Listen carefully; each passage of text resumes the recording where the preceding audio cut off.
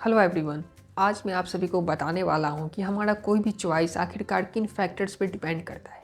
सबसे पहला फैक्टर है गट फीलिंग, दूसरा फैक्टर है फिजिकल लिमिट और तीसरा फैक्टर है हमारा पर्सनल बिलीफ।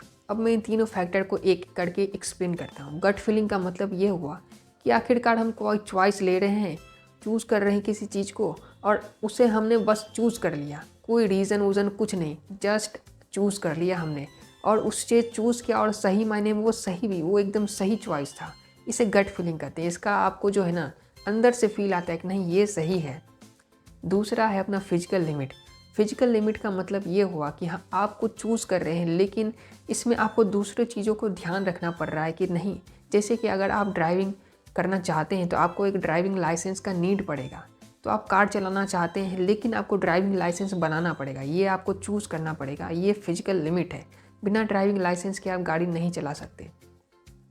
और हमारा तीसरा सबसे इम्पॉर्टेंट नहीं कह सकता पर one of the three factors है अपना पर्सनल बिलीफ। पर्सनल बिलीफ क्या है कि what is important to you.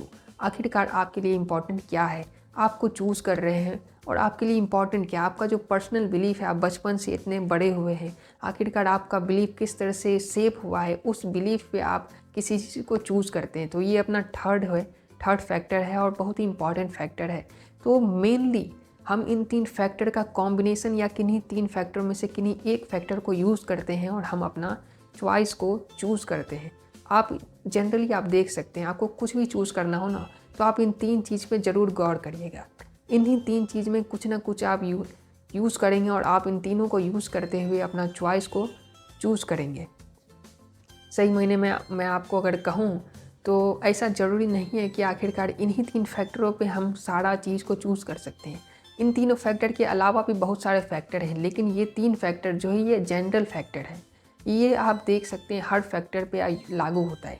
जैसे आपको कोई कपड़ा ख़रीदना है तो एक पर्सनल बिलीफ है ना कि हाँ मुझे इस तरह का कपड़ा मुझे अच्छा लगता है कि नहीं मैं ये वो। फिर एक फ़िज़िकल लिमिट है कि आप अगर किसी ओकेज़न में जा रहे हैं तो आपको इस तरह का कपड़ा पहनना चाहिए, इस तरह का कपड़ा नहीं पहनना चाहिए। तो एक फ़िज़िकल लिमिट भी आ रहा है। पर्सनल बिलीफ है कि नहीं मुझे ब्लेज़र अच्छा लगता है, मैं ब्लेज़र पहनूँगा।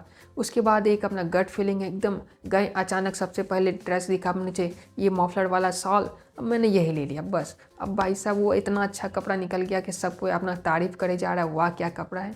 मैं कपड़ा वाला एग्ज़ाम्पल तो बस एक एग्ज़ाम्पल के रूप में दिया हूँ लेकिन हर एक चीज़ को आप अप्लाई कर सकते हैं। इसमें कोई दिक्कत वाली बात नहीं है। एकदम कोई भी चूज़ करिए एकदम अच्छे से रहेगा। मेनली तीन चीज़ पे फैक्टर डिपेंड करता है कि हमें आखिर चूज़ क्या करना है। तो मैं समराइज़ करता हूँ।